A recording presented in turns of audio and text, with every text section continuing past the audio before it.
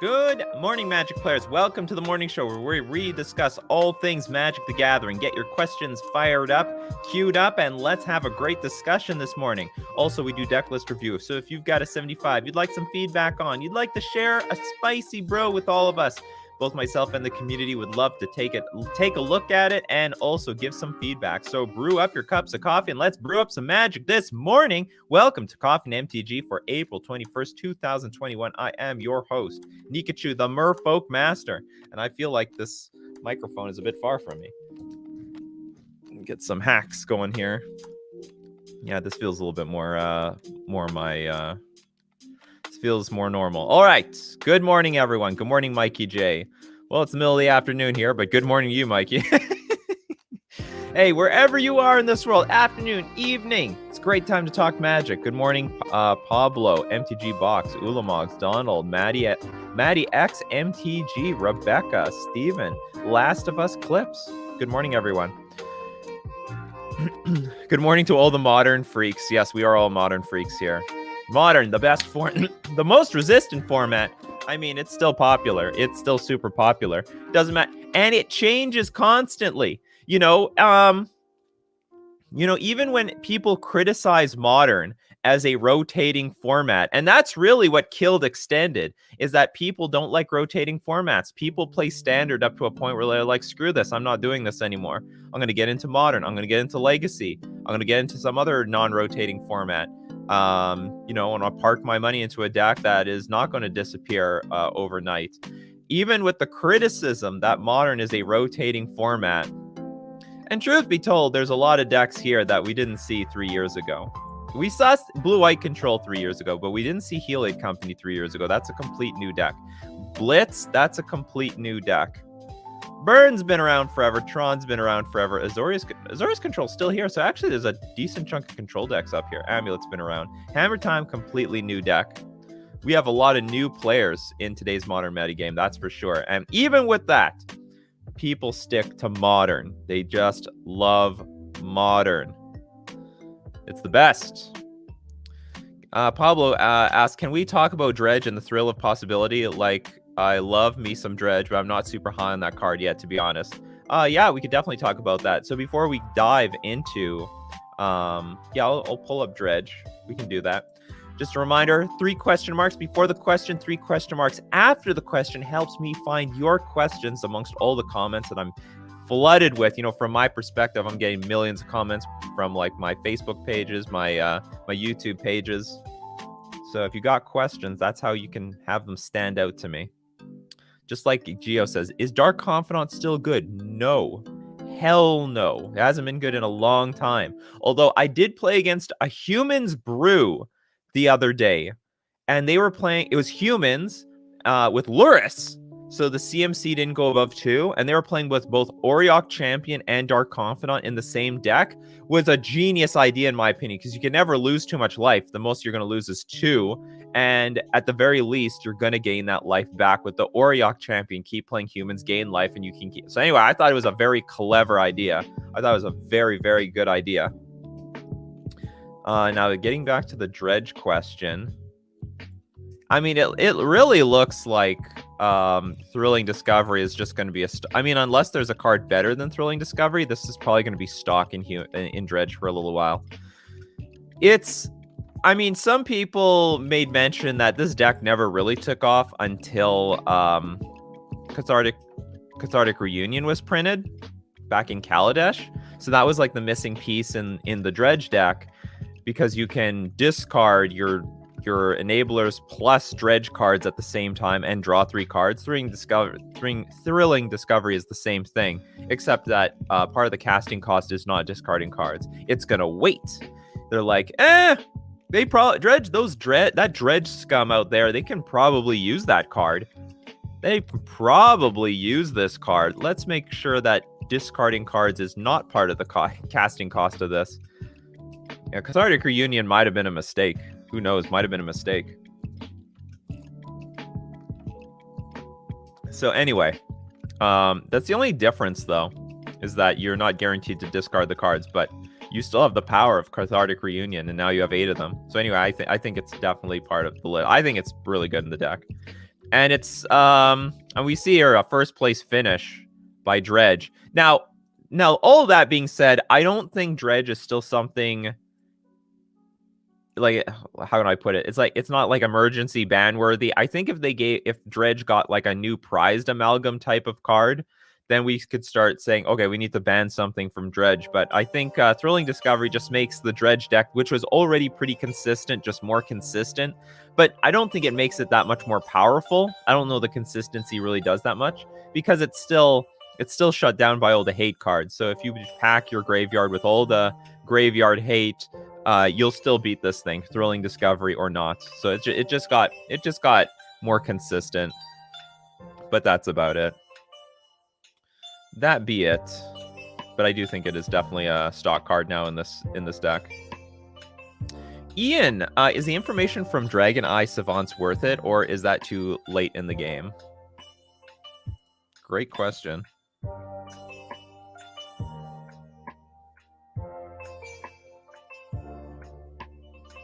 Dragon Eye Savants, a 0/6 wall. When it's turned face up, look at target opponent's hand. I would say if you can ever take a peek at your hand your opponent's hand at any moment in the game, it's worth it. The problem is a 0/6 for well, I guess it's just for 3 mana, because the morph is reveal a blue card in your hand. Is a 0/6 for 3 mana and giving your opponent a little bit of information worth it? And I would say that no. I don't mind looking at my opponent's hand at any stage of the game, because even in the later stages of the game, when you're trying to play around like one removal spell or something, or like even if you're up against a combo deck, like, okay, what part of their combo are they missing? You know, it's turn 4, I'm still alive. What's going on here? And you know, looking at your opponent's hand can change how you attack, or what you name with your Pithing Needle, for example. So I think the information at any stage of the game is worth it. I don't think this card is worth playing unless somehow you built your deck around a 0/6 creature. So that's my conclusive answer. Spencer Ward, Killian Ink Duelist seems to be overperforming in the standard streams I've been watching. Think he might be good enough for modern? Killian. We do have to look at all cards that overperform in standard, because they can see play in modern.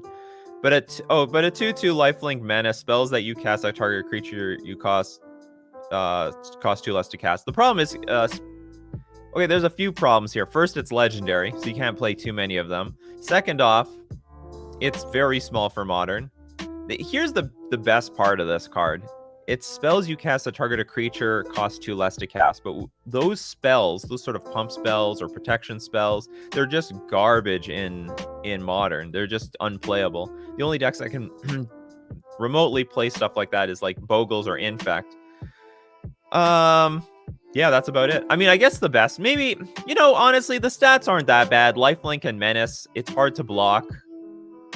And as Lifelink, it's not that bad. Maybe maybe the third ability, maybe not as necessary as I think it is. Maybe 2/2 with lifelink, that's really hard to block, is playable, but I just somehow doubt it. I don't want to underrate lifelink and menace, but I don't want to overrate it either. It would require the right deck, but it still seems pretty underpowered for modern.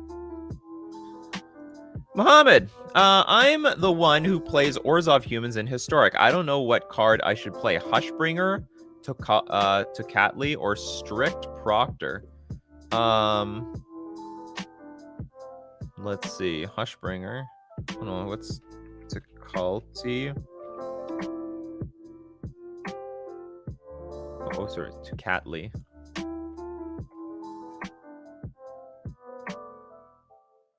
So you need, well, here's the question. Can you play all of them? I mean, I'm guessing not.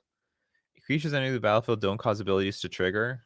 Uro is banned, so don't have to worry about that. But what do we need this for? Or Strict Proctor? What is Strict Proctor? Whenever a permanent entering the battlefield causes a triggered ability to trigger, counter that ability unless its controller pays 2. I mean, this one's the worst, for sure, because it's not even a human. I mean, if you're playing humans, looks like you want to play to Catley because it'll have synergy with your humans. Whereas Huskbringer is a fairy and Strict Proctor is a spirit. I would just go with Tocatli if you need this sort of ability. In game, is Storm Chaser Mage playable in Blitz Blue-Red Prowess? Probably not Blue-Red. I mean, in Modern. This is funny because this card is very similar to those cards. It's like so damn close, right? This card was like legal for a long time. Somehow didn't make it. And then Sprite Dragon comes along and says, okay, I'm way better than you. I would bet that this should be playable. I think there, before Sprite Dragon, I bet there was a Blitz deck viable. It existed and just nobody found it because this card looks really good in that deck. It still has flying. It still has haste. It's possible. Maybe, well, I don't want to say, okay, I'll tell you this much. Let's say Manamorphose gets banned. And then let's say Stormwing Entity isn't what it used to be. Maybe they replace it with Storm Chaser Mage. I want to say this is easily a modern playable card. Like, this is pretty good. 2 mana for 1/3 flying and haste. I think that's pretty good. I mean, it's the same stats as Sprite Dragon, except that as you give it prowess over time, it's not going to keep the counters, but I still think it's worth it. But it's just being pushed out. At the moment, it's being pushed out by better cards, so I don't think it would see play. That's the way I look at it.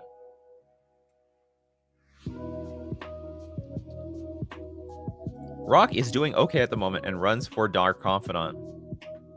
Then it can run okay. But is it going to run tier 1? That's the question. Is Hex Drinker good in traditional Jund? Probably not. Probably not. I think people are overrating Hex Drinker. Okay, so like Hex Drinker sees play in one deck. And even the people who play the deck aren't even 100% sold on this. So it only sees play in Jund Death Shadow at the moment, as far as I know. Does it say anywhere else? Oh, maybe this is not the site to ask such questions. But it's basically only seeing play in Jund Death Shadow, as far as I know. Here's Jund Death Shadow.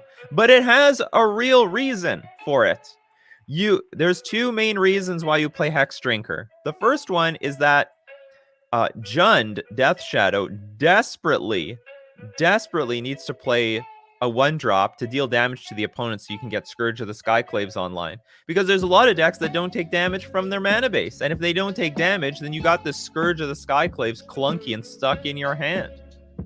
Now, the second reason is to play around Auriok Champion, which is a huge annoyance.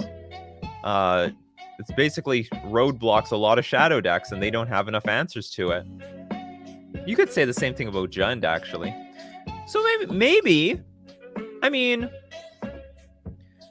I'm not gonna lie. I think Scourge of the Skyclaves would be great in Jund, and I play tested a little bit in Jund, and I found that the problem was that my opponent just didn't take any damage on the earlier turns of the game.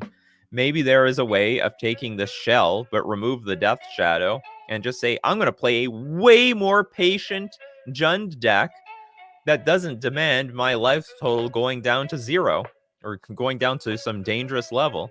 Maybe that's possible.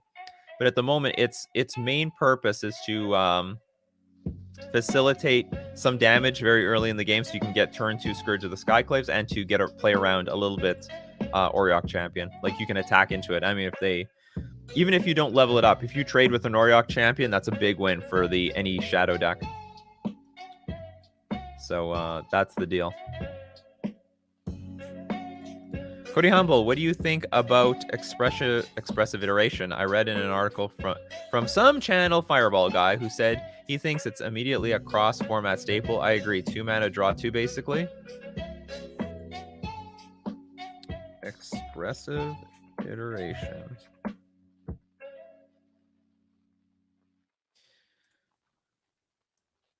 Look at the top 3 cards of your library. Put one of them into your hand. Put one of them on the bottom of your library and exile one of them. You may play the exiled card this turn. It's actually really good. I agree. There's a lot of cards like this where you only get 1 card. And this one you get 2 if you have the mana to play the exiled card. I actually think that this is very modern playable. But it needs the right deck. You know, if I were not I would think it should be put in some sort of bring to light scape shift, like a Teamer or not necessarily Teamer, but a Bring to Light Scapeshift deck might want to use this. Maybe a Niv to Light deck wants to use this because they get this card. Or maybe, I'm not sure how much cantripping Niv to Light wants to do. But the point is, it's got to be only good. It's not going to be good in a deck that, like, first off, it's sorcery. So you probably want a slightly more controlling deck in the first place. You need a deck that's going to go to the late game and has a lot of mana available so you can take advantage of the exiled card. And also, it needs to be probably a deck that doesn't mind tapping out on its own turn. So it might require a very specific deck, but I think actually this is a very good card for Modern. Don't know if it's a good card for Legacy, though. Cross format might be very strong. It'll definitely should see play in a lot of formats. Damien, hi Nikachu. Why do you think Wizards of the Coast would ban any cards from Heliod Company when cards like Diacide, Leyline of Punishment, Blight Beetle, and Skullcrack exist? Skullcrack, okay, so let's start one at a time. Diacide, not everyone has access to Diacide. Also, it is one of the most narrow removal spells possible. This is a terrible, terrible, terrible sideboard card. Because it is only good against one card in one deck, and that is Heliod. I mean, I think maybe you can hit Colossus, I guess, but it is just so narrow that it's unplayable. It's so narrow, it's unplayable. It's not a good answer. You might as well play something else that just exiles permanents. That's the reason for this one. Leyline of Punishment.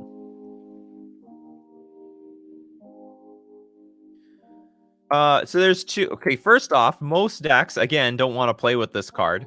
It's sort of trash. But second off, even if you did play with this card, it would, like most decks, if you're not red, then this is just a jank card in your deck. Second off, this doesn't shut your opponent down. They can just go get Skyclave Apparition. They can tutor for Skyclave Apparition with Collected Company. Well, pseudo tutor for Skyclave Apparition with Collected Company and what's it called? Aladamri's Call.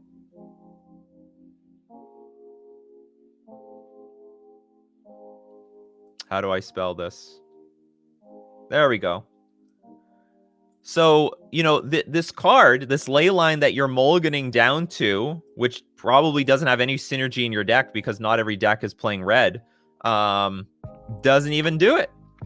It doesn't always do it. They have answers to your answers, so it's not even that good of an answer when you want it to be an answer, unless you have a lot of pressure to back it up with. Next one. Oops, we got Blight. I don't even know what Blight Beetle is. I sort of know what it is. Rid of the name. Pro green, creatures your opponents control can't have +1/+1 counters on them. This one doesn't seem that bad. It doesn't seem too bad because you at least have the pro green, but still vulnerable to, well, I mean, it's vulnerable to Walking Ballista. They can just shoot it down and then, no, it can't. They can't shoot it down. Opponents can't have +1/+1 counters on them. I'm going to say this one's not bad. It's a very odd, but again, it might not be that narrow pending the metagame. I mean, if there's hardened scales out there, this thing may not be too bad. Opponents, creatures. Too bad it wasn't permanents. No, I guess that doesn't affect planeswalkers anyway. This one's not too bad. And Skullcrack is a bad answer because it's only temporary. You can only Skullcrack one turn and then that's it. It doesn't work anymore. Not to mention your opponent's gaining a bunch of, like, I think, you know, the only deck that really wants to play this is Burn. And even then, like, you know, between Oriok Champion and a lot of other cards, they're gaining a bunch of Spike Feeder, they're gaining a bunch of life, and they'll just destroy Burn anyway. So the point is, they'll ban the card because the cards that answer Heliod Company are terrible. They're just terrible, narrow cards, and they're not even effective. They're not even effective. You could mulligan down to Leyline of Punishment. You know, let's say you mulligan down to 5. You keep your Leyline of Punishment. Now you have a 4-card hand. Maybe they'll just beat you down with, like, creatures. They'll beat you down with Spike Feeder and Heliod, and then you just can't do anything because you mulligan down to this to basically a terrible hand. Because this card does not necessarily shut them down. Like, if you play Leyline of the Void versus Dredge, I mean, they'll literally do nothing until you can get this Leyline of the Void off the battlefield. Them casting 3/3 creatures for 3 mana is shite. It's terrible. But the Helid Company deck can still go turn 1 Arbor Elf, turn 2 Utopia Sprawl, Collected Company into a bunch of beaters, and then beat you down. You know, so you got to be, when you play with some, if you play, and I guess what it comes down to is a lot of the cards you name does not actually shut the deck down. It's just like an annoyance, but they still got a game plan. They'll still beat you. They'll still win anyway. And a lot of them were narrow. So you have for this one deck, and they don't even work very well. That's not a winning formula. Like when you, hold on, does Diacide remove all copies from the deck? I think it does. Still, not enough people play this card. This is not that bad. This is probably one of the better solutions, but still very narrow. Very, very narrow. Incredibly narrow.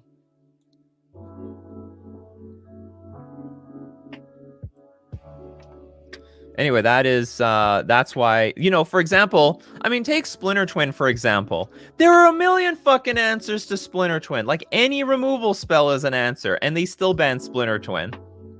You know, because the deck was still just too powerful. The deck was just too good. Even with all that interaction, they can just beat you down with Snapcaster Mages. You know, that's just how it was. Even all the removal in the format, Splinter Twin still banned. That's just how it is with these combo decks sometimes. All right, next one.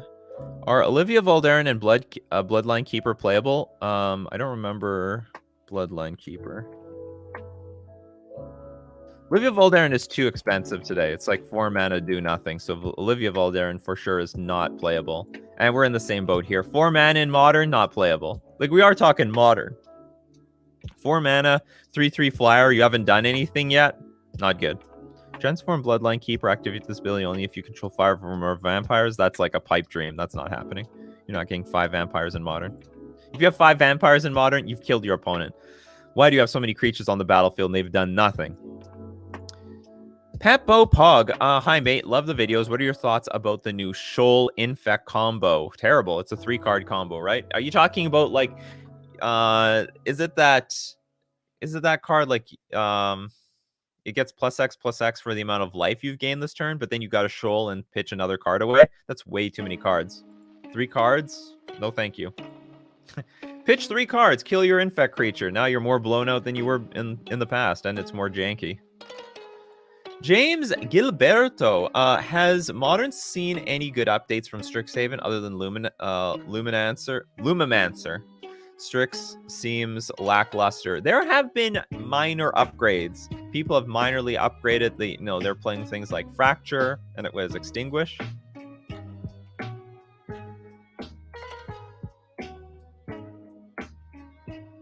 Oh.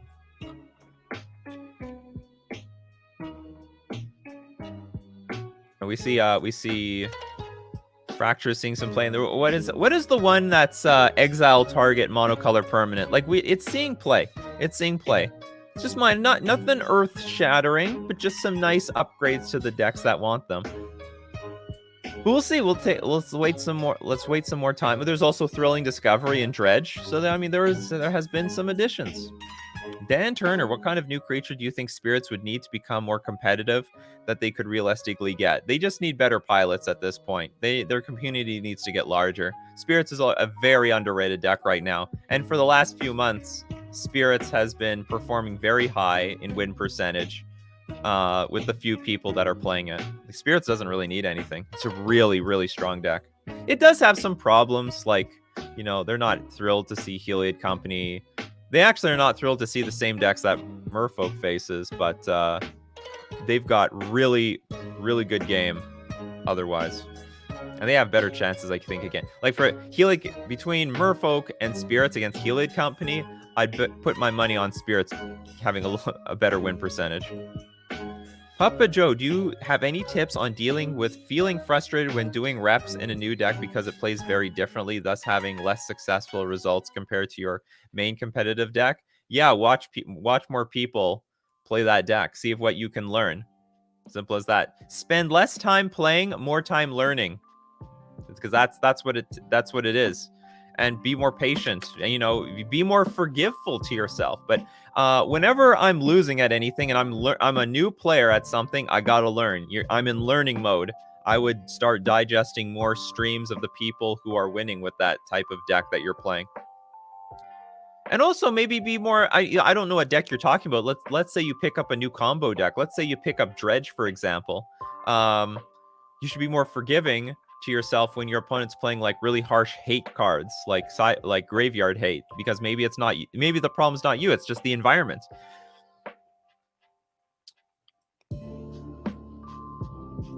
It's not always you, but I won't discount that. Maybe it is you. So, you know, be in learning mode at the moment. Rodriguez, what is the drop when Merfolk that the deck needs? I get this question all the time. I want a champion of the parish for Merfolk, something of that nature.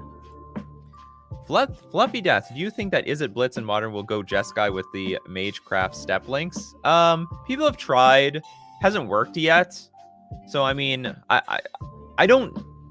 I know there is going to be some deck. We just don't know what that deck's going to be. Maybe it's going to be Jeskai. Jeskai seems like clunky to me though. So, although I saw an interesting list that had a splash of blue for Flusterstorm, that was interesting. That honestly, that was pretty interesting because you can cast a bunch of spells and then maybe your last Lava Dart, you Flusterstorm, and boom! Not to mention Flusterstorm can just interact with your opponent. So it was a Boros deck with a very, very light blue splash for Flusterstorm. Thought that was very interesting. Maybe Flusterstorm is worth it. Cody Humble, what do you think about expressive iteration? Oh, I got this one. Don't double your questions, people. How dare you? How dare you? Trunic, do you think you can play Orzhov Control with 3 mana Planeswalkers in Modern? Something like Kaya, Liliana, both the 3 mana ones with the new removal cards from Strixhaven? Yes, I think you could do that.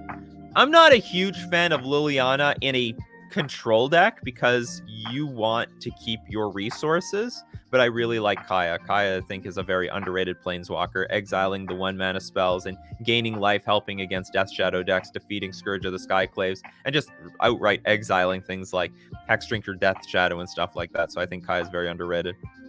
Hey, Josie. Good morning, or good evening where you are. Adrian, thoughts on Mono Red? Since Abosh is Rakdos, I'm going to call it Rakdos Mono Red. I've never seen... Did Abosh go Rakdos? I didn't see any of those lists. I still see Mono Red being Mono Red. It's a deck. We'll just say that. It's a deck. It's not overpowering the format or anything. It's a deck. For one reason or another, the Is It Blitz deck is just superior. People are having more success with it. I think it's an easier deck to play. It's just fast. You try to kill your opponent. Whereas when you look at the Mono Red Abosh list, it's more grindy. You got to be more careful with your resources. It's not such a brainless deck. What you discard with Seasoned Pyromancer might matter. Oh, baby! Chandra, Acolyte of Flame, sees play in Modern. Your time has come, Chandra. $1. Are you serious? You are $1? You're a $1 plane. We are rare. $1 Planeswalker. Unbelievable. Finally seeing play as a one of. Not worth more than what that apparently. So those are my thoughts. I'm not familiar with the Rakdos deck, to be honest. I haven't seen a single list. Is Tasker good enough in the current meta as a Grixis control finisher? Probably not. I mean, I'm not going to say it's unplayable. It's fine. But it's now Tasker is just grossly outmatched by so many creatures. And the value is so clunky. Like, what it comes down to is, what's better, Tasker or Lurrus? Because Lurrus is really appealing. Where is Grixis? Grixis is coming back. I think that's really interesting that, you know, we had a lot of this Bant control, blue-white control, Sultai control, and now people are going into the black controls. Like, the black control decks are actually coming up. We see Esper control. We're seeing Grixis control. Where's Grixis? I saw Grixis not too long ago. Here we go. Grixis. Oh, no, this is Grixis Death Shadow. Oh, maybe I can't find one right now. People are putting up performances with Grixis control. Tassiger, Rudy's brother is janky. It used to be a staple win condition in Modern. Like, that used to be a staple of Modern, you know? It just shows how much has changed in the format. The format is just not what it used to be. I can't find a Grixis list. I've just seen, maybe it's too small. Like, there has been, I've seen results. Oh no, here we go. Found it. There, I found some Grixis love here. And it looks like the key was Sprite Dragon. Like, you need a win condition. So that's just a better win condition. And it looks like they like all these, you know, you still got your, still got early game interaction. I think that's the key. Well, they don't even have a lot, to be honest. 2 Fatal Push, 3 Lightning Bolt. That seems so low. Seems ridiculously low, in my opinion. That's way too low. But whatever. I mean, I didn't win. Well, maybe Drown in the Lock makes up for it. So, but the key is you need early game interaction in this metagame. You don't have early game interaction, your deck sucks. Or you better combo off or something like that. So that seems to be the recipe of success. And Drown in the Lock, versatile card, counter stuff or destroy, so you have interaction against, you know, Heliod combo, control, while still, I mean, Drown in the Lock does it all, really. I mean, you counter stuff and you can kill creatures. So very nice list with sufficient pressure to close out that game, which is what control decks just need. This is such an innocent card. Sprite Dragon. Jeez, this is a pushed card. You know what? I don't think it needed the haste. Seriously, Wizards, it didn't need the haste. That is nonsense. Oh, yes, Vanishing Verse was the... Vanishing Verse was one of the newer cards. So, like, this is also came out of Strixhaven. I like it when these cards come out. You know, they upgrade sideboards, give more play to decks, and is now... That might be a real answer versus Heliod. And if there were more stuff like that, then I think that we'd have sufficient removal for Heliod, but there's still very little out there. Can we hope Sinkhole in Modern? I mean, you can hope, but you're not going to get it. People are discussing Spellbinder for Death and Taxes, but I'm not convinced. Yeah, I think it's crap. I mean, it's just crap. Maybe I'm wrong. People can absolutely prove me wrong on this, but like at 3 mana, I feel like it looks like Death and Taxes does a lot of good stuff at 3 mana. This one's underwhelming. You can exile a card from their hand. For as long as that card remains exiled, its owner may play it, but a spell cast this way costs 2 more to cast. Maybe this is a good sideboard card, because in the sideboard, and you are taxing your opponent with Thalia and Leonin Arbiter, this might as well be like ETB and exile a card from your opponent's hand. Maybe I'm looking at this wrong. Maybe as a Merfolk player, I don't care about this card. I think that's a trap a lot of Modern players fall into. They look at a card like, well, that doesn't do anything to my deck. What do I care about this card? And the reality is, you should be looking at like the metagame overall. How much do they care about the deck? Maybe this is a big deal. Because you can exile any card. You can exile any non-land card. Maybe taking a Primeval Titan matters. You got 6 mana. That's not good enough. You need 8 mana. You need 8 mana. And then if it's a non-creature spell, 9 mana if you got Thalia out. So anyway, maybe I'm looking at this card wrong. Maybe this card is way better than I think it is.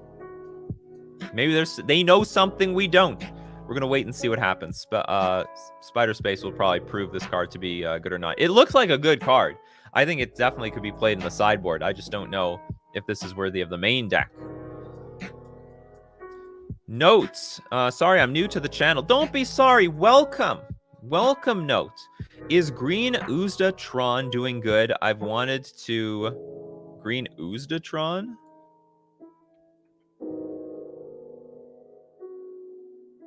I'm assuming... I don't know what Uzdatron is. Green... I'm guessing it's just Greentron. Is Greentron doing good? I wanted to start playing Modern again. Green... If you're talking about Greentron in general, Greentron... It won't... It's like the fucking gum on the bottom of your shoe. It will not go away. It never leaves Modern. It's always around in some capacity. Sometimes it's not the best deck in the world, but it's never the worst deck. It's always had some sort of presence in Modern, and it's still here. It's still one of the decks to beat. Expect Tron to just stick and linger around for forever. But anyway, yeah, Tron's still here. Welcome back. What do you think Zombies needs to be a meta player? I think people just need to play the deck. It's actually really strong. Okay, there is one problem with Zombies, and it's just... Maybe it just needs a better plan against the decks that race it. Things like Blitz. Probably its matchup is bad against Burn. I don't know what its matchup is against Tron. Maybe it's good, maybe it's bad. Because it's not good at racing other decks. It's good at grinding. So, I mean, it's definitely... I mean, it already is a meta player. So if the format is just full of removal, it will just... Zombies will just crush it. I played Zombies versus Jund. It wasn't even fucking close. That was a steamroll. It was a steamroll, people. It's like every removal spell you have, it doesn't matter. My Zombies just come back. It was so embarrassing. It was so embarrassing for the Jund player. So we just need more stuff like that. Or more of a format like that. Ice in my veins. What do you think about running Seeker of the Way in the Boros Prowess with the 12 one-drop creatures? Not good enough. You know, giving your creatures lifelink and your spells lifelink. I think that's what it is. Seeker of the Way. No, maybe this is a different... No, is this a different card? It's not the card I thought about, but it is, sort of. So it's just a 2/2 with Prowess. Whenever you cast a non-creature spell, Seeker of the Way gains lifelink until end of turn. Just really underwhelming card for Modern. Super underwhelming. Not playable. I would play Kiln Fiend before I play this. Or, I mean, there's a lot of interesting exploration for the extra creature. I think, like, Mentor, Monastery Mentor is a good candidate for... It's not a 2-drop, but it's a very powerful 3-drop. Like, you play some gut shots and you mutagenic growths, and this card is insane. And all the other creatures are insane. Anyway, so there's a lot of exploration to be made, but I don't think that 2-drop is it. Peppermere, would a 1-drop Merfolk that gives all your Merfolk Ward 1 be playable? Yes, I might take that. I might take that. If I'm on the play and I play multiple of those things, then they'll just never kill my creatures. I actually might take something like that. That's pretty cool. It's pretty cool. Prefer it interacts more with the opponent's doing than... But you know what? Like, keeping my... I am in a situation right now where I'd like to keep my creatures on the battlefield. If they leave the battlefield in any way, I'm not a happy camper. I'm just not. So, yeah, maybe that would be fine. Thomas Penny, does Magic the Gathering on Leagues have a ranking system that pairs you equal players when you queue up, or could I be paired up against the top trophy leader? Also, how does the bracket system work as you win or lose? So I don't know if anyone knows exactly how this works, but this is my theory how Magic the Gathering Online pairs you. So first, it's going to try to pair you based on your score. It's going to try. It's not always successful, mind you. But it will try to... So if you're 3-1, it will look for another 3-1 player. So after it spends time looking for a 3-1 player, if it fails, it will look for someone with an equivalent win rate to you. So if you're 3-1 and you've got a 75% win rate in that league, then it's going to look for someone like they might have 66% win rate. So they might be 2-1 so far. So you might have a different score, but the win rate is about similar. So you're never going to play against someone who's 0-4, unless you're 0-3. So if you have the same win rate as someone else, you can end up playing against them. And then from there, they'll try to pair you up around the same ELO. I actually don't know how much they're going to pair you up based on ELO, but based on, who I play against and what, like, the Magic the Gathering Online bot tells me, and, like, just my opponents telling me what their score is. This is how I gauge how the pairing system works. What was the other question? So in essence, you could be paired, assuming the trophy leader is undefeated and you're undefeated, you could be paired up against the trophy leader. And by the way, if you go in with no record at all, I think Magic the Gathering Online counts that as a 100% win rate. So you could play against someone who's 4-0. That has definitely happened to me both ways before, where I enter a league, someone's like, hey, I'm playing for 5-0. Oh, congratulations, I'm playing for my first round, and vice versa. I think that's all I have to say about that. Also, how does the bracket system work as you win and lose? I don't know how it works online. I know how it works in on paper Magic, but I don't know how the bracket system works online because it's a bit funny. Anyway, it's a bit funny. I do not know. Tantoro, is Dismember good against Shadow decks, or should I board them out? I wouldn't say board them out, but they're not that great. They're not bad. I would keep them, but like, it's just not as good as they used to be. Both Shadow and Scourge of the Skyclaves and Tarmogoyf can get wildly large, but I wouldn't board them out. I would keep them. Still better than nothing. Hi, son. Is Elves doomed for forever? No. In fact, Elves is evolving. So I think Elves needs to just evolve. If they want to play that combo shit, it's not going to work. I think they got a lot of game, though. There's a lot of good cards in Elves.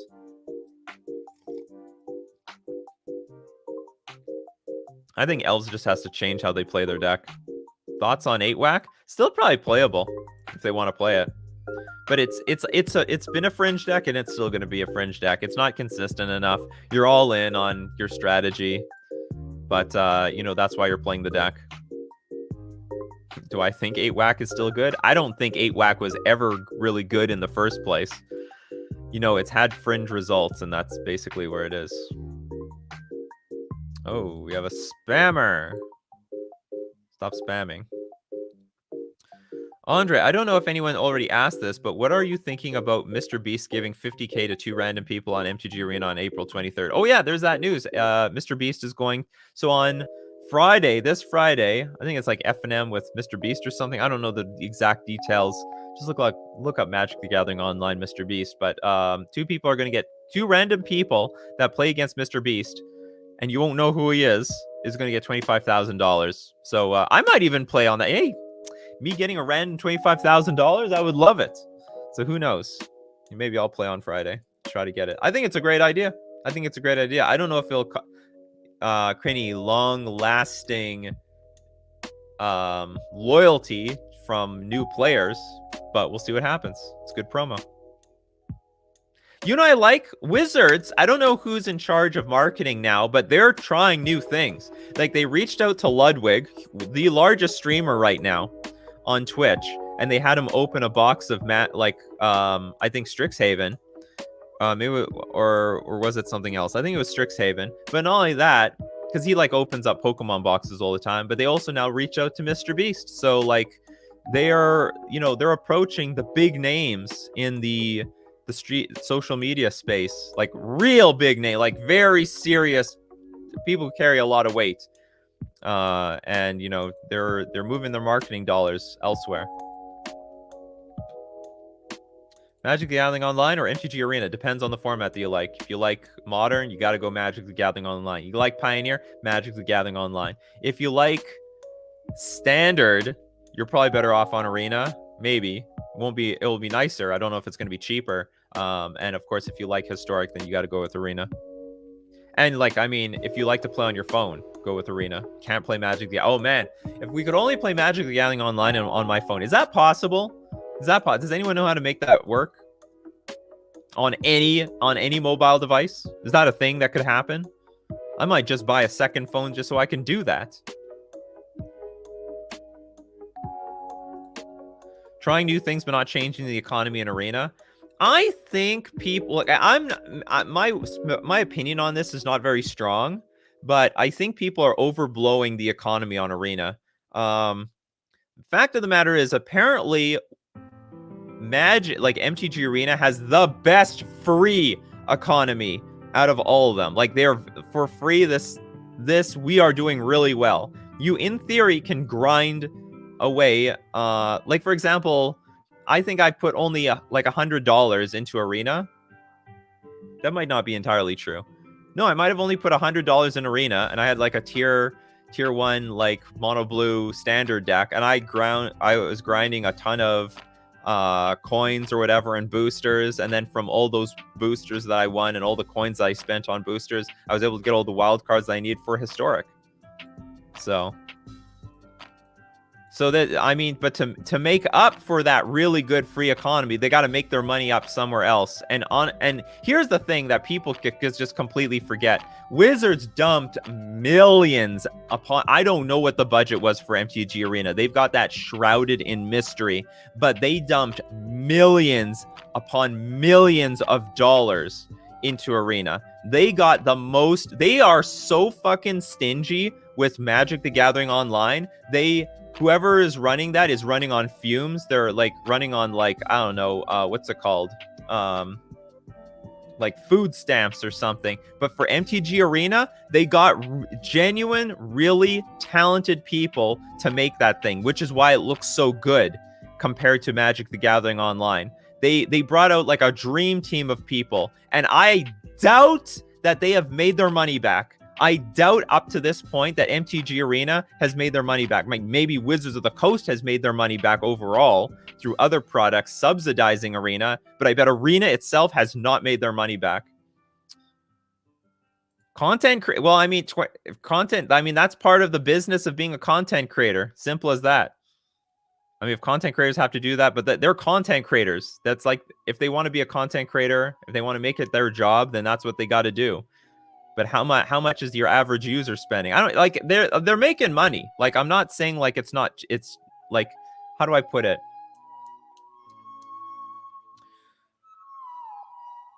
It's expensive, but because they have to make it that way right now. It's because they have to make it that way. And if people really like how do I put it? Like, if it was really that terrible, if it was a really shitty product, people would leave it, but they don't. I mean, there are some parts of the economy I wish were better, like just how wildcards dry up. I wish we could exchange wildcards for better wildcards. Like, I have 1 million common wildcards. Let me liquidate 10 of them for an uncommon wildcard and 10 uncommons for a gold if I really need it. You know what I mean?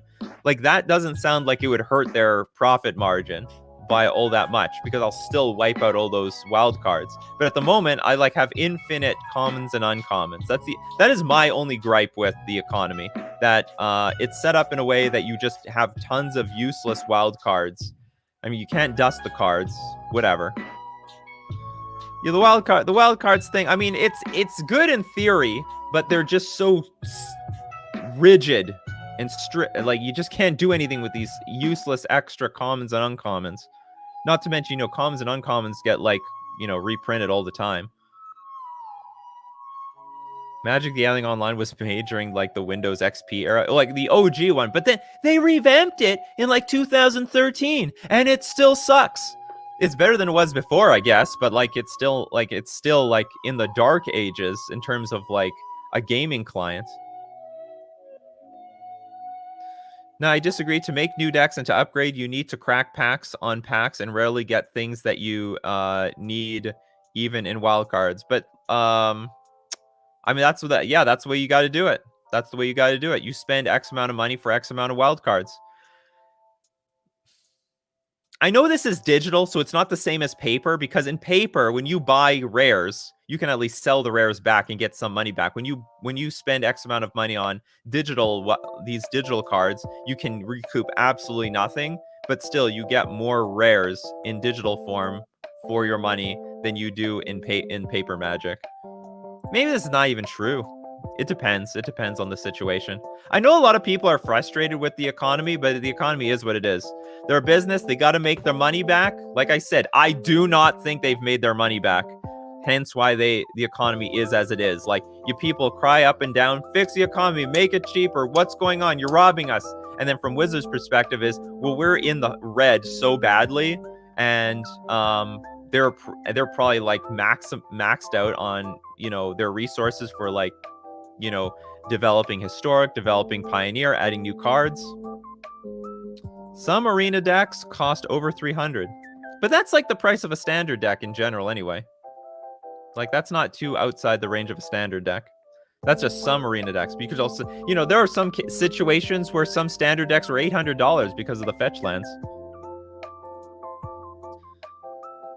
Harold Trong says, I've only paid for the Mastery Pass in Arena, and I have been able to always have the top 3 decks in Standard. Currently, have like 5 of the top Standard meta decks just from grinding.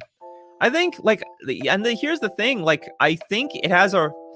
If you don't want to grind, it might be really... like, if you don't... It's going to be really expensive for people who want variety, which is not that... It's going to be some people, but it's not going to be everybody. Usually when you buy into a standard deck, you're just going to play that standard deck for the standard environment. There are some people who need to jump from one deck to another, and whatever, God help them. But you can make a lot from grinding. Like, even just the daily rewards, what you win.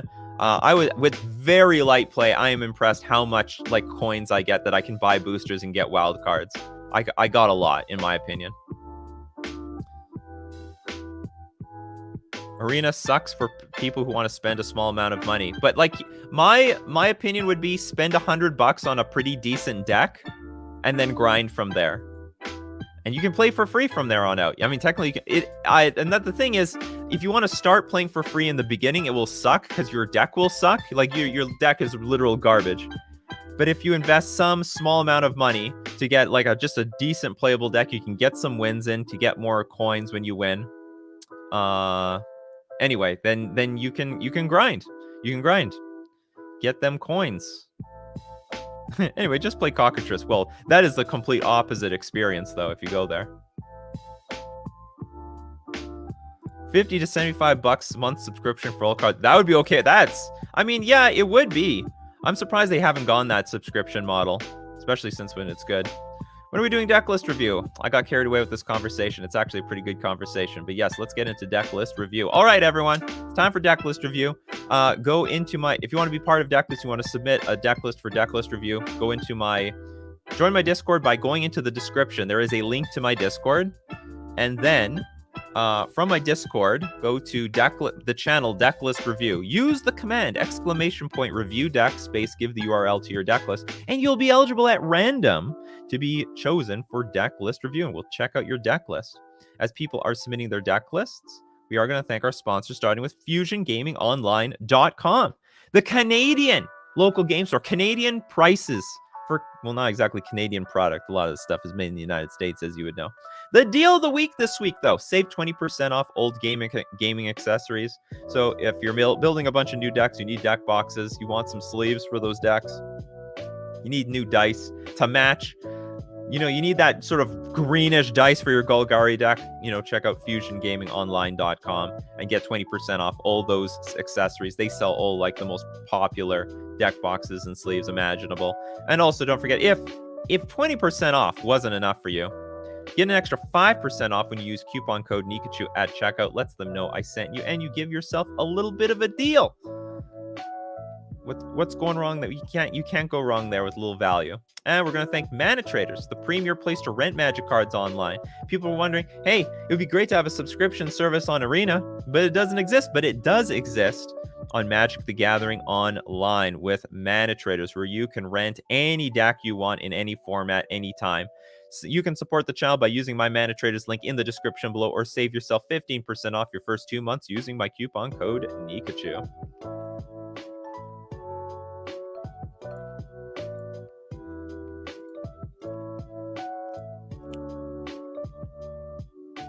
Is Blue Control's only win con is beat 20 with Snapcaster Mage? Or sometimes it's also to mill your opponent with Teferi. Teferi is basically a win condition. Alexis, are you Canadian? Nikachu, where are you at? Winnipeg, Manitoba. Cold as ice. This is my Mr. Freeze background. Is Fusion Gaming a Canadian company or ship in Canada? It's a Canadian company. It ships worldwide, though, except sealed product, because they're not allowed to ship sealed product. They cannot ship the sealed product, but they'll ship anything else. I don't know if they ship to Antarctica, though. It's a funny thing shipping something to Antarctica. It's like it's a literal place to ship things. I don't know what the cost is, though. Imagine trying to buy a $5 cable on Amazon you want to ship to Antarctica.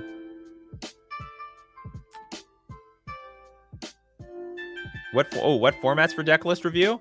Anything but Commander and Limited. I got quite a few Commander decks. We're not doing that here. And once someone sent me a Limited deck, and I'm like, okay. There's really nothing to discuss. You didn't even show me your other picks. How was I supposed to review that deck list? Anyway, I don't care for reviewing limited deck lists anyway.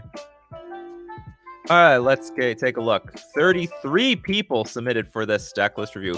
Pedro Hostra.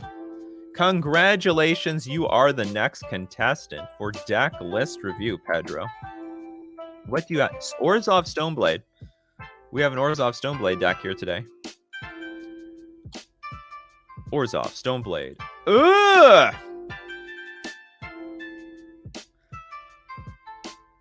Ugh! You know, this is a bad combo. Well, anyway, first off, I'm not a fan of Dark Confidant in the first place. And I'm certainly not a fan of Bobby when there's a fucking 5-mana creature in your deck. This is a disaster waiting to happen. I've killed so many Jund players. So I've been in a lot of situations where my opponent had Dark Confidant on the battlefield, then they flipped Tasigur to their death. And they're like, oh, that's why Jund doesn't play Tasigur. Yes, that is why Jund doesn't play Tasigur. So, and there's like a lot of 3-drops in this deck of Liliana. Well, I mean, the deck's curve is pretty cheap overall, but there is still a lot of 3-drops, like at least in Jund. No, there's a lot of 3-drops and 4-drops. Anyway, I'm not a fan of this. I would remove this thing for something else. Even 2 more Skyclave Apparitions and 2 more Tidehouse Scholars would be fine with me. Let's look at the rest of this list. Liliana the Veil, Liliana the Last Hope. I think Liliana the Last Hope is very poorly positioned. I think there are less... Liliana the Last Hope really good when there are a lot of 1-toughness creatures in the metagame, but that's not the case right now because there's Lava Darts, Gut Shots, Walking Ballistas that are just abundant all over the place. You'd be insane to play 1-toughness creatures in this metagame. I think Liliana the Last Hope is a very poor card. I would just play another Gideon ally of Zendikar if you wanted another Planeswalker. Lingering Souls is like meh, but it's playable. Kai's Guile, very underrated. I'd play another one of these over I'm probably over a Lingering Souls. It's just so good, making your opponent you gaining life to beat like Scourge of the Skyclaves. And I mean, it's Kai's command, people. It's Kai's command. What format? Website? You can any format, any website. It's fine. There's some websites I like more. There's some, or I have usually there's just what is it? Deckstats.net is my least favorite. Try not to submit it to that one. Deckstats.net. Don't like it. Anyway, so yeah, definitely remove the Dark Confidant. For what I don't know though, I'm sure you should use another creature. What's in the Orzhov colors that we could use here? Yeah, his favorite is deckstats.net. Don't encourage them. Don't be encouraging people. I never realized that about Tasker. That's why Tasker is not played in Jund, or was not played in, or it was played very shortly in Jund. While Dark, maybe it's fine now. What is Lingering Souls? This is a boomer card. 3 mana sorcery, create 2/1/1 white spirit creature tokens with flying. You can have flashback for 2 black and a colorless. Not too bad. Sort of Feast and Famine is fine. Sort of Fire and Ice is fine. Batterskull is fine. On the Nice, not a bad addition to this deck. Maybe you want more of these. Like Exiling cards is better these days. Maybe you should have more On Thin Ice, less Blood Chief's Thirst, or less. I don't know what. Maybe 2 is fine. I don't know what your removal suite should be, but really like the idea of On Thin Ice. That deck is that card is hot right now, and very well positioned because of all the Lurrus nonsense. Definitely better than, you got 2 more in the sideboard. I like that. So maybe remove 1 Liliana the Last Hope for a Gideon ally of Zendikar. And your curve is clogged at 3 mana anyway. Does anyone have suggestions for removing the Dark Confidant? Castle Lothwain, Courtyard, Field, Godless Shrine. This is totally fine. I think your sideboard is fine. Your mana base is fine. Purge.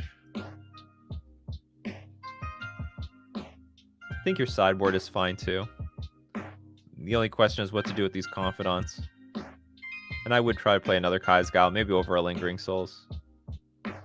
More Apparition? Maybe that might be it. Well, here's the thing. I mean, I like more Apparition, but we're actually really top heavy in this deck at 3 mana. Maybe that's not a bad thing. We are like, sort of a control deck with Thoughtseize, Fatal Push, Bloodchief's Thirst, Inquisition. There's some Collective Brutalities. Oh, that's a good one. Yeah, Giver of Runes. In fact, I would try to make some room for more Giver of Runes. That's actually... Maybe this is not the best Giver of Runes deck, because you don't have that many creatures. There's actually just not that many creatures in this deck. I think I would want to... I think I like the idea of...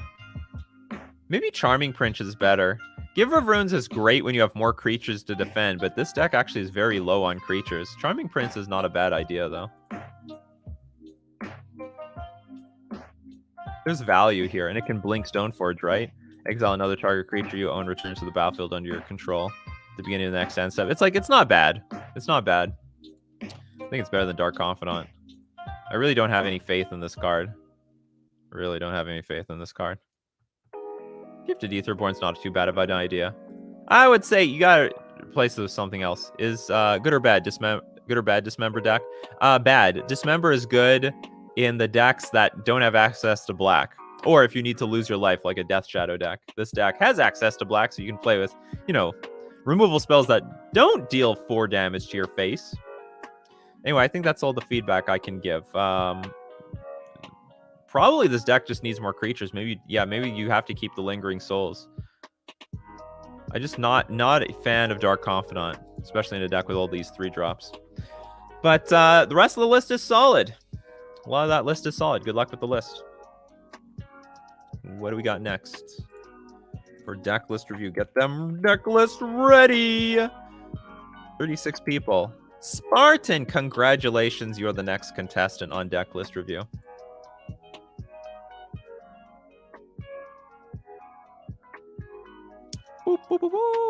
Orzhov Aristocrats. People trying to make them aristocrats work. All right, we got Carrion Feeder. I'm going to take a guess that you should probably have more Carrion Feeders in this deck. You got a Seer, so we have 2 sack outlets. Cruel Celebrant. Cruel Celebrant. Whenever Cruel Celebrant or another creature or planeswalker you control dies, each opponent loses 1 life and you gain 1 life. All right. Zulaport Cutthroat. Whenever Zulaport Cutthroat or another creature you control dies, each opponent loses 1 life and you gain 1 life. Athros, God of Passage. As long as you devote blah, blah, blah. Whenever another creature you own dies, return it to your hand unless target opponent pays 3 life. Not a fan of these types of cards. Not a fan. Bond to the Glorified. Can't attack or block unless a creature died under your control this turn. Sacrifice another creature, scry 1. Each opponent loses 1 life. You gain 1 life. Not a fan of this one because of the mana that you have to spend. That 2 mana is just... You're not going to have 2 mana for this. And Teysa. If a creature dying causes a triggered ability of a permanent you control to trigger, that ability triggers an additional time. Creature tokens you control have Vigilance and Lifelink. This card is not too bad, but it's clunky. It's a strong effect, though. It's very powerful.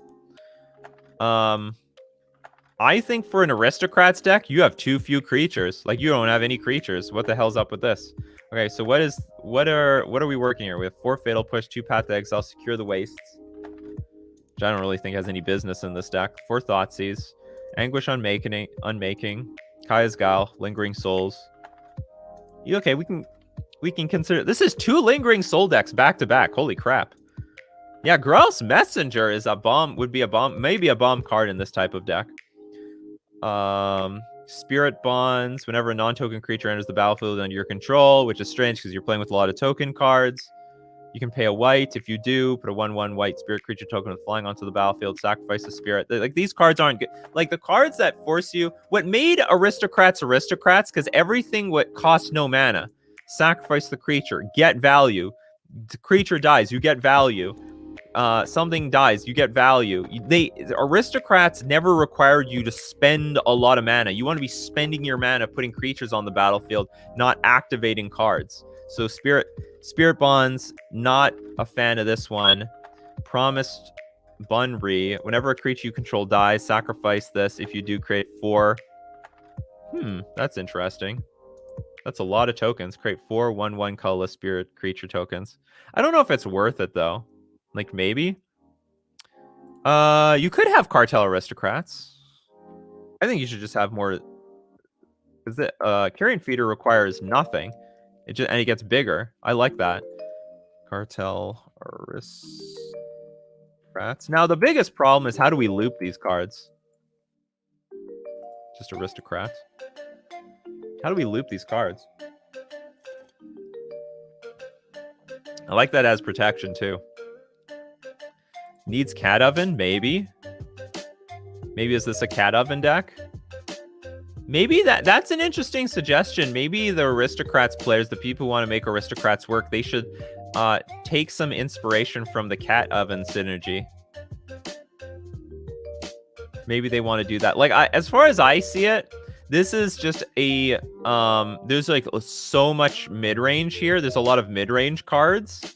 Like, I think this deck should not go beyond like maybe 4 removal spells, 4 Thoughtseize in the main, and then maybe that's pushing it.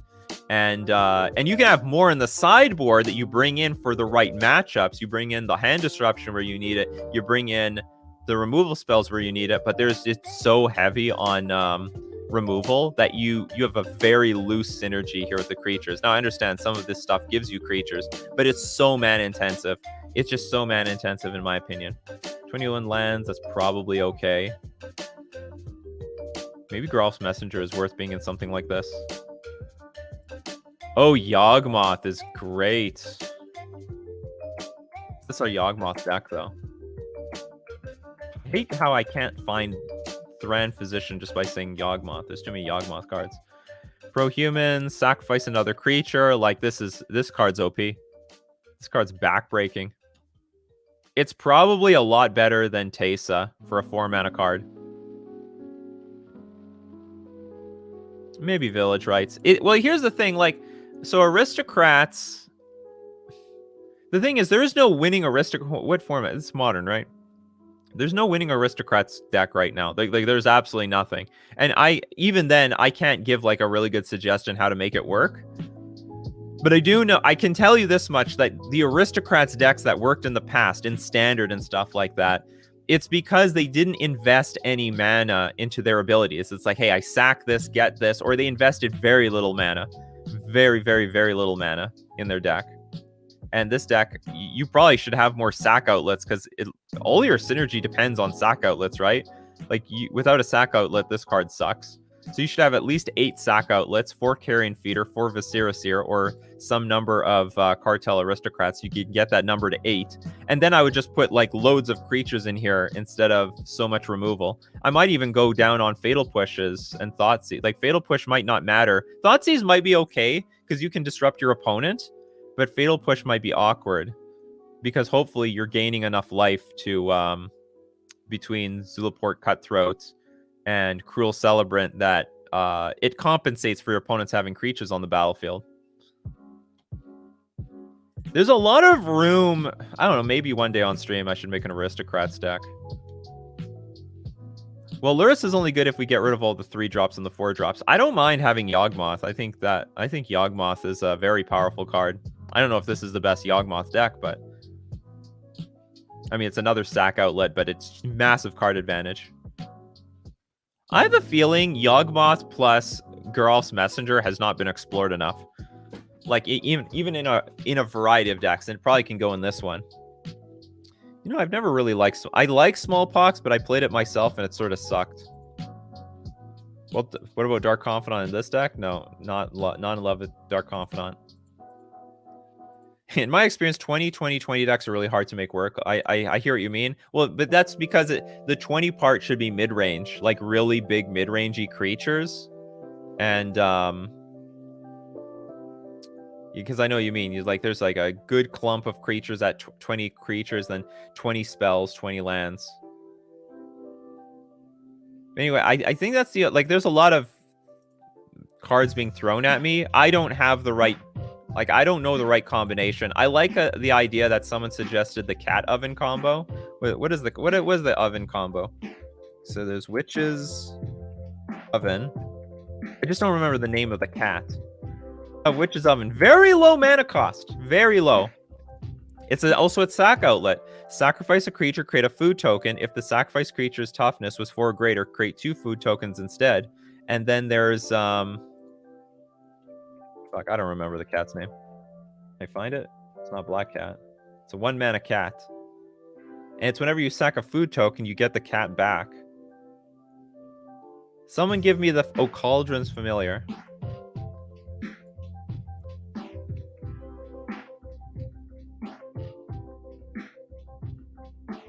Cauldron familiar? There we go, Cauldron. So when Cauldron familiar enters the battlefield, each opponent loses a life and you gain a life, sack or food.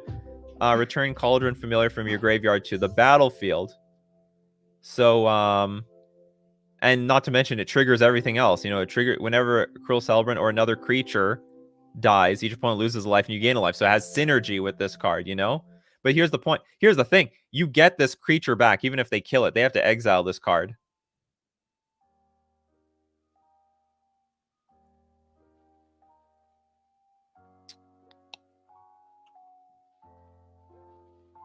I just passed the review. Well, we're not going to have time for another one, sorry. But we do this every day. Don't worry about it. So a Cauldron Familiar, this combo might have really good synergy with this deck. I would just like it if there's some way to bring some of these creatures back. I mean, I would be open to... No, maybe I'm not. I really want that Yawgmoth in here. Really? And of course, there's Geralf's Messenger.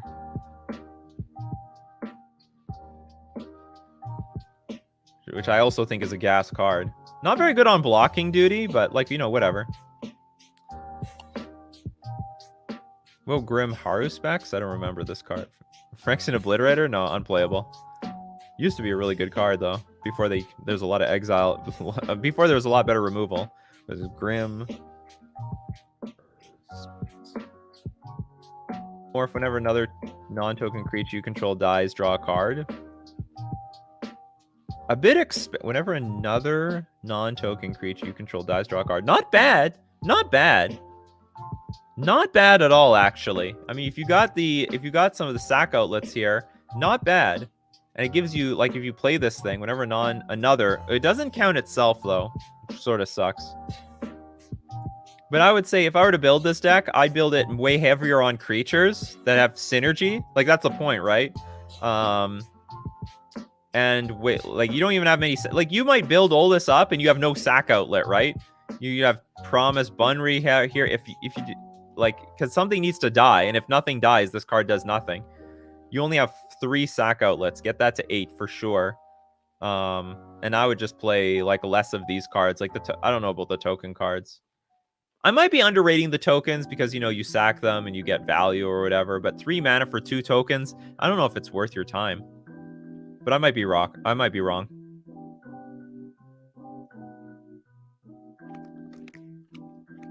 Order of Midnight.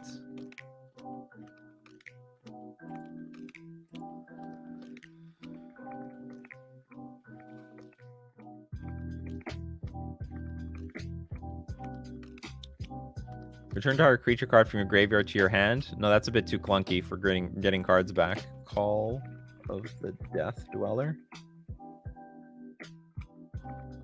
Oh, return up to 2 target creature cards with total converted mana cost 3 or less from your graveyard to the battlefield. Put a death. I'm not a fan of this type of card, this type of effect, but maybe this works in this deck because ideally everything is dying anyway. So this is just a 2-for-1. Well, that's a different deck though. If you have Veto in it, maybe you could jam that in here. Maybe it's possible. Actually, Agadim's Awakening is a very good idea. Do we have Agadim? We don't have Agadim's Awakening. That's a very good idea because that can act as a land.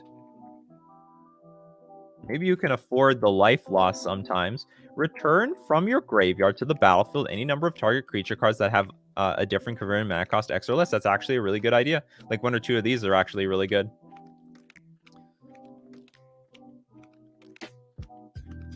Well, anyway, that's it was very loose feedback, but those are my thoughts on this list. Thank you very much for submitting it, and good luck. Hopefully some of that is some good, useful feedback. Some people did have some good suggestions for cards in the end.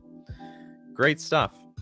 All right, everyone, this is it for Coffee and MTG. If you want to watch the replay, don't forget you can find it at Nikachu MTG Streams, my alternate YouTube channel. If I didn't get to your comments, questions, or deck list, we do this every day, Monday to Friday, 9 o'clock a.m. Central Standard Time. You keep jamming those deck lists every day. Eventually, you're going to be chosen.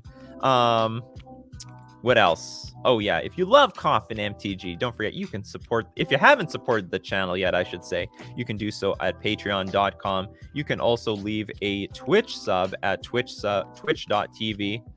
Or you can join the join button on YouTube. And lastly, again, thank you very much, everyone, for joining me today, making me a part of your daily routine, because this show is nothing without all of you. I'm going to say it a million times.